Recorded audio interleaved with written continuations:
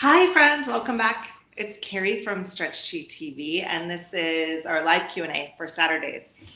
Today, let me fix this.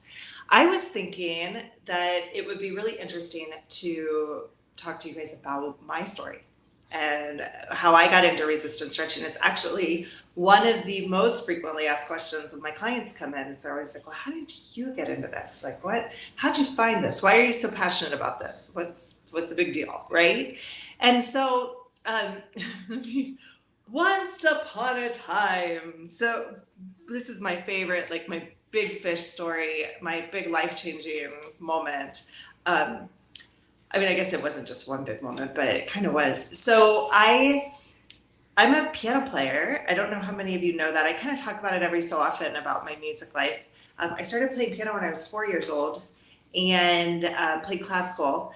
And by the time I got to like high school age, like 13, 14, in that age range, I found a really great teacher and I was doing well and I was playing really tough pieces and working really hard. And so at that point in my life, I was probably practicing multiple hours a day on my own. I was playing, gosh, I probably had 4 lessons a week with her. I was also playing in school. So I was playing in 2 choirs. By the time I was in high school, I was in 2 choirs that I was playing the piano for. I was also playing in the concert band, so playing clarinet. So I had that music also. But my point is that I was playing piano at a pretty high level at a very young age. And the reason why I bring this up is because a lot of my younger clients who come in with problems, like in their 20s, who have pain and issues, are people who started a sport at a very young age. Now, people are always like, Carrie said, piano is not a sport, but it kind of is because you practice and you work on speed and endurance and agility and strength and force and power. And it is just like training for a sport. It's just really little muscles, right? Well, you would think so, but these little muscles come into your forearms and here, into your shoulders, your rotator cuff, all sorts of stuff. So I would sit at the piano like this, sometimes hunched over a little bit, and play and play and play, and all sorts of big movements and right, those kind of things. But I was building a lot of strength here and a lot of strength here, and my rotator cuff was getting used a lot. Repetitive stress is playing the same things all the time. And then I got to a point, I went through college and I was starting to feel pain, especially in my neck, like up through here. I was having trouble turning my head. It was just feeling bad all around. So I started doing Alexander Technique. Now, Alexander Technique is great for a lot of things. It wasn't what I needed. It totally wasn't. But a lot of musicians do Alexander Technique because it teaches you how to straighten up your spine. And what I noticed when I was doing that is that I could straighten up just perfect and make my posture exactly the way it was supposed to be. But then I would go back to class and I'd be sitting in my chair, like this in the chair, or playing the piano all hunched over. And so it was a real conscious effort for me to sit up and and do the things that I learned in my Alexander Technique sessions.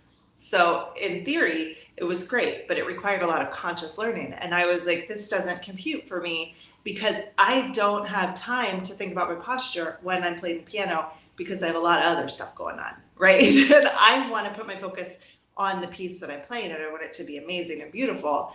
And the distraction of posture takes away that creativity. So that wasn't an option for me. So I graduated from college, moved to San Francisco, and I was working for a year at a desk job at the Conservatory of Music and playing when I could, bits and pieces here and there, but working at a desk. So I understand that life. It did not stick for me. I quit as soon as I could. It was about a year and instantly had jobs lined up for a company in teaching. I got a job at a music store selling sheet music. It just like I all of a sudden had a music career. And so I did about 10 years of playing professionally and playing piano professionally and also teaching, a lot of teaching, which is also a lot of bending over and doing, having my pen and a book and that sort of thing. So I ended up reinforcing this horrible posture. And it got to the point where I couldn't lift my arms up like this. I couldn't blow dry my hair, which is funny because I didn't blow dry my hair today, but that's because I ran out of time. So they did it with my arms. But I couldn't blow dry my hair. I'd have to like hold my arm up. I got really fatigued. I had trouble brushing my teeth. So like, you use that motion to brush your teeth, and I would literally hold my arm up to brush my teeth because I couldn't hold my arm up for 2 minutes in that position without getting extremely fatigued and in pain. I couldn't turn my head to the side to look out of the, when you drive to look in the blind spot. I couldn't turn my head. I had terrible lockjaw, like that. It wasn't lockjaw like specific. It was like TMJ. I had like horrible pain in my jaw here. I was getting tension headaches, cluster headaches, which I don't know if you know what cluster headaches are, but it's kind of like a migraine. It's like behind one eye. And it lasts for days. I mean, like days and days and days. So that was pretty awful. On top of it, I'd never been flexible. I was not in very good shape. I wasn't feeling good. I was having trouble with my digestive system, like just feeling awful all around. I would literally come home from teaching at night, turn on the TV, get in bed, and like do nothing else. And I was in my 20s, you guys. This was in 2003 that I finally hit a tipping point. And I was like, I got to be done with this. I'm 44 now. So that was 19 years ago. So do the math. I was somewhere in my early 20s, So at that point, I was desperate. So I started looking up. I was like, I need to stretch. I need to open this up. This is crazy, And I was starting to get desperate. So I started searching. So I got on Netscape because that was the Google back then. I got on Netscape. And I started looking up actually TMJ because the dentist wanted me to buy a thing for my teeth so I wouldn't grind my teeth at night. And I was like, this is not the answer. Like this, I don't want to spend $800 on a mouth guard so that I can just chew on the mouth guard and still have tightness here. I want it gone. And so I started looking and I found this really amazing article on Netscape in 2003. Nobody was even writing stuff. It was amazing. It was an article about fascia. Fascia is the skin on top of your muscles, right? So, and it also is like the skin that, like the stuff in between your muscles, and it's like the glue that holds everything together. And people weren't really talking about fascia back then. I mean, we didn't have anatomy trains at that point. I don't think we didn't. It was kind of a new idea. And this article on fascia said that if you have tightness in your jaw here, it could be caused by tightness in your quads, based on your fascial lines. And it just like blew my mind. I was like, what? Like really? Because I had tight quads, tight legs all over, tight hamstrings. At that point in my life, I don't think I had ever touched my toes, ever, not even once. And so I thought about it and I read the article and I was like, this kind of it computes for me because my tightness in my legs reflects in places that make sense. Like when my legs feel tight, my feet hurt. Okay. And it's a funny thing, but your fascia is kind of like this big long chain. It's almost like wearing a wetsuit. And if you're tight in one place, like you could be tight in your body and it like somewhere like in your shoulder here, but the real tightness you're going to feel is like maybe up here by your neck. Right? Maybe tension in your head. It could be pain in your feet or pain in your hands or your wrists. Okay? Because it's the end of the line. It's like if you were wearing a wetsuit that's too tight for you, like you're going to feel it in places that hurt, that are like the end of the line. So it made sense. So I was like, oh my gosh, I need to stretch. So of course, whenever anybody says, oh my gosh, I need to stretch, they dive headfirst into yoga. So I went to the library and because this was before Amazon, you couldn't just order a book and have it delivered the next day. I went to the library and I got I think it was Iyengar's book, The ABCs of Yoga. I think that was it. And I started trying yoga by myself based on a book. And that was a disaster because I was really tight and my body wasn't prepared to do anything that required that kind of movement. In fact, I wasn't balanced enough. So when I did these exercises, like I did a plow pose, so where you flip your feet over your head, which I was totally not ready to do. And I ended up with vertigo so bad the next day that I had to go to the hospital. That's a true story. So I figured at that point, like maybe yoga's not my thing. So I branched out and tried Pilates, and that was like I couldn't figure it out. I tried massage. I tried having my chakras aligned and my past lives read. I tried Feldenkrais method. I tried, basically anything that anyone threw at me, I was trying. So at one point, I found an article, like an ad on Craigslist, and someone had just posted, and he had just gotten certified in this method called Meridian Flexibility System. And I was like, you know what, I'm going to check this out. It's because what he wrote was all about balancing your body based on your meridians, which is Chinese medicine. But I didn't know that at the time. So I thought it was just straight lines, like the meridian line that goes through Greenwich in the UK, the timeline that goes like, up and down, latitude and longitude. That's what I want in my body, latitude and longitude. So I tried the method. I went to this guy's apartment and he stretched me out and it was great. It's resistance stretching, which is what I do now, resistance stretching. So what happened was I go there, I laid on the table and he pushed me around. I resisted against him. I felt very safe the entire time. The first session, I was actually really nervous. So I actually didn't even let him touch me the first session. I actually just had him show me a bunch of stretches like we do here on YouTube. And that was really effective for me. So the next time I went in and I knew that he wasn't like a serial killer, I was like, I'm okay with this. You can do assisted stretching now. And so we started doing assisted stretching. I went to see him every 2 weeks, starting in September of 2003. I moved to Chicago in December of that year, like right around New Year's. So September, October, November, December, about 4 months, every 2 weeks, my entire body changed so drastically that people actually asked me what I was doing. They were like, why do you look different? Which is kind of amazing to me. My flexibility changed completely. My pain went away completely. My mood changed. I was much happier, just more joy in life. I felt safer just moving around because I felt safe in my own body. I built strength like I've never had. One time my sister saw me after I was doing a stint of resistance stretching and she was like, you have Madonna arms. Like I had I was all strong. I had abs for the first time ever. And I literally was laying on the table, like half asleep while he pushed me around and stretching me. And then, gosh, what else happened? I mean, the pain gone. So all of a sudden I could like blow dry my hair again, brush my teeth, all of this went away. And that pain never came back. Ever. So there was one session, I had a cluster headache and I decided that I was like, I'm going to cancel, but he had a cancellation policy. So I couldn't cancel without losing my money. So I called him up and I was like, hey, I have this terrible headache and I don't know that I'm going to be able to get through the session today. And he was like, well, why don't you come in? Let's see what we can do. And if you feel bad, you can leave, So I went and he did a bunch of stretches. And the walk home was like, like a Disney movie. It was like butterflies and rainbows and the sunshine was like, I could see the sun rays and I bought a bubble tea and I was like skipping home. I have never felt so elated in my entire life. Now I know, we call it stretch drunk.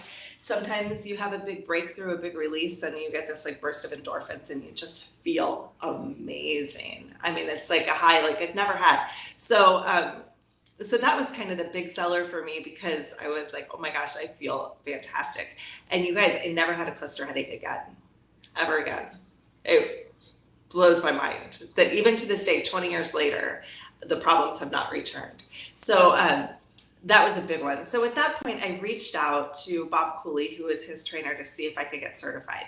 And he didn't really have a very accessible training program. He wanted me to come to Boston and live with him for 6 months while he trained me, which in retrospect would have been amazing. But I had a piano studio. I lived with my boyfriend, in San Francisco. Like I didn't have the means or the time or the ambition to just leave for 6 months. So I decided not to get certified at that time. Then we moved to Chicago. and I lost my trainer because he was in San Francisco. So I basically had to learn self-stretching just like we do here on YouTube. And at that point, Bob had a video that came out, and his book, The Genius of Flexibility, also came out. So I dissected that book. I got the video. I tried learning the stretches on my own, and I just got into them kind of intensely. Well, piano, me being a pianist, the main income for pianists mainly is teaching, right? Because it's an industry, right? So I teach piano in the afternoons, and I had 40 students. I have a full studio. And you can't really make enough money. Like unfortunately, it's just not enough. So I had a day job too. And so so in my day job, I basically, oh, thanks, Felicia. Yeah, it's nice to see you. So I'm glad you're here. So basically I was learning these resistance stretches, and so I had the day job before teaching, and I hated it. I was doing research online. So my research online for my job turned into research about resistance stretching because I just wanted to learn more. And at that point, I decided that it was probably time for me to get certified in this method. So I started working with Ann Tierney and Steve Sierra and learned the Meridian Flexibility System through them under Bob Cooley.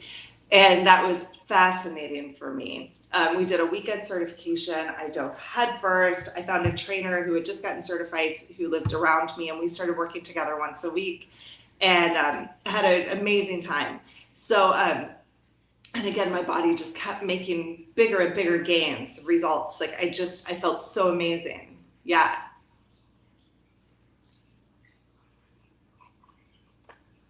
Felicia, that's not really an appropriate question, my friend. I'm going to have to block you. All right. So crazy. All right. Welcome to live streaming, my friends. So I basically, where was I? Sorry, I got distracted. That's fun. So I started my certification process, and at the time, Ann and Steve were working in Coral Springs, Florida, on a swimmer, Dara Torres, who's an Olympian. This was she had been in 4 Olympics at that time. She was in the midst of tryouts for her 5th, and that would have been the 2008, am I right? Yeah, 2008 Olympics in Beijing. Okay, so so she was working with Ann and Steve. I think she would get stretched 2 to 3 times a week, and then they traveled. Oh, thanks, Sophie. Yeah, that's nice. That's nice. But yeah, the questions here should be questions about resistance stretching or about what we're talking about, right? Yeah. So just keep it clean, my friends. So I started going to Florida on a monthly basis to work with Ann and Steve and to train Dara. To watch her train Dara, and I also worked with the swimmer on the team and trained him as best I could. We went to meets, and it was so fun just to watch them improving and growing. And so then I started my practice here in Chicago and started training people, doing assisted stretching and also group classes and workshops. I've done retreats all over. I've done certifications in different countries, and we've just, gosh, it's been quite a journey. It's been a really fun journey. So, so that's kind of my story. So I got certified in 2007. And it's now 2022, so it's been many years. That's a lot of math. I want to say that's 15 years, but that doesn't seem right. Could it really be that long? 2 to 15. I'm not going to do math on live television, on live YouTube. You guys do the math and let me know what number you got. I don't want to think that I'm that old, but I guess I am. So I've been doing this for quite some time, and very recently, I would say within the past 5 years, started doing group classes. And that's where I learned a lot of this stuff that I'm teaching you guys now on the channel. There's tons of self stretches, tons of different variations and things you can do. I also want to let you guys know that I have an assessment that you can do on your own. And this is what's really cool about resistance stretching, is that you actually get really in tune with your body. And you can hear, you can listen, you can interpret the signals that your body is giving you. So that's really, really helpful. When you have a stretch that you're doing, like say for your chest, okay, so say you're stretching your pecs, you're bringing your arm open like this. If you feel that stretch in the back, then it's your body telling you that there's something wrong. It's not a feeling of injury or of problems or of a stretch even. It's a message that your body's giving you. And if you start to learn how to interpret those messages, then you can really start to really enjoy resistance stretching. You can really enjoy your body and you can learn how to fix the problems. I mean, it seems so simple and it seems so complicated at the same time, right? Like many times my clients are really um, they're just kind of baffled by the idea that they can make change quickly in their bodies. They're just kind of baffled by it. I mean, I have clients come in all the time. They're like, I have this shoulder thing. It's been here a long time. I know it's going to be a long battle. It's going to take forever. I mean, sometimes people sign up for assisted stretching sessions and they'll sign up for like 3 months ahead of time. Like they just keep twice a week for 3 months. And I'm like, hold on, Fred. We might fix you by then. You may not need to do that, right? You might not need to come in all the time, or you might not need um, a drastic amount of sessions to heal you. Once you learn to listen to your body and you learn what those signals are telling you and how to process them. So like, for instance, if I open my arm this way and I feel it in my back, I'm not going to keep doing that to try to open it up, or I'm not going to like keep pushing into it thinking, oh, it hurts. Like, and so many times people tell you, well, if you're stuck here, then put your arm in the door and push into it and try to get that stretch a little bit further. That's not the answer. The answer is to remove the barrier. So instead I would stretch the other direction.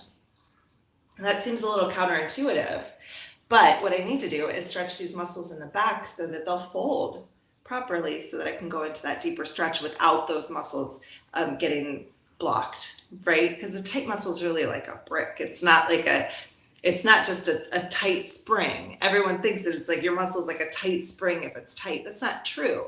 A muscle that can tighten up into a tight spring is actually really useful, right? It's really useful for you.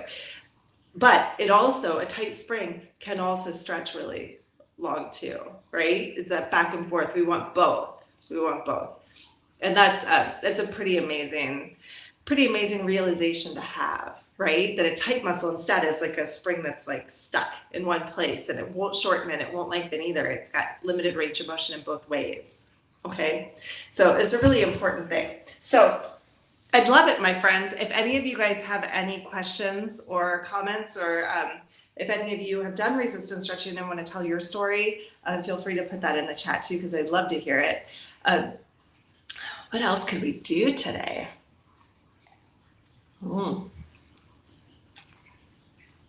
Yeah, that's my big fish story.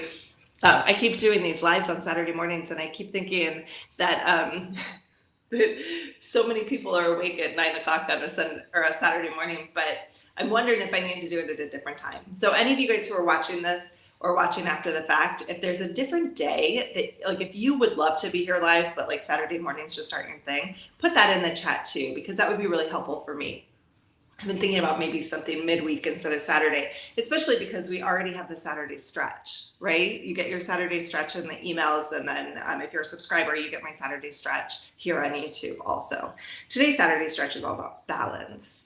And then next month, starting in May, which is real soon, so like it's starting next week, I'm actually an ambassador for Run Show USA, which is a conference that happens, it's here in Chicago in June 4th and 5th, I believe.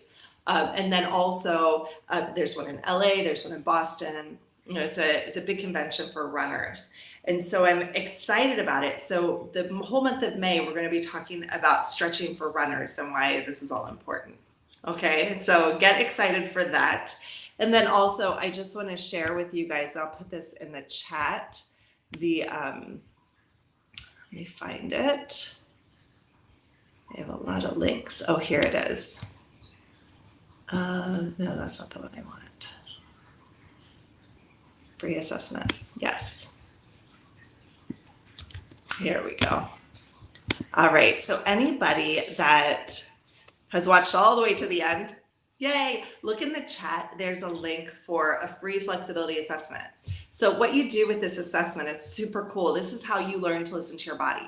It has 10 different levels of sensations that you could feel based off of each stretch. So, you rank each stretch from 0 to 10, 0 being the best and 10 being the worst, because it's basically like how many barriers you have. So, like a 1 is like a very light barrier, a 10 is like you don't even want to do the stretch at all. Sorry. Maybe we have a cat here today. You can't see her. You can see her on the little screen. Here, I'll show you. You see her there. Oh, she doesn't see. I'm terrible at this. I'm new here. It's my first day. It's not at all. I've been doing this since January. So yeah, you try out the assessment. And when you have gone through the upper body and the lower body, take a picture or scan your results and you can send them to me and we can schedule a phone call to go over it. Or I can just send you links for some resources that will actually help you specifically based off of what's going on in your body. Okay. So even if you're like, I'm the most inflexible person in the world, right? You might end up with every single muscle being tens. That's okay. Or like, maybe there's 1 or 2 that are fine and the rest of them are awful. That's all right too, because it's all information. And the more information we have, the easier it is for us to fix ourselves, right? And you just have to have the right tools. And I have those tools for you. I've been cultivating them for many, many years. So I know exactly what to do based off of what your results are. So go ahead and click that. It's free. You just open up the assessment. You do have to put in your email, but that's not that bad. I don't spam you with anything. You'll actually just get every Saturday, the Saturday stretch and in your email inbox, and maybe every once in a while a promotion. That's it. But I'm not sending emails all the time, I promise.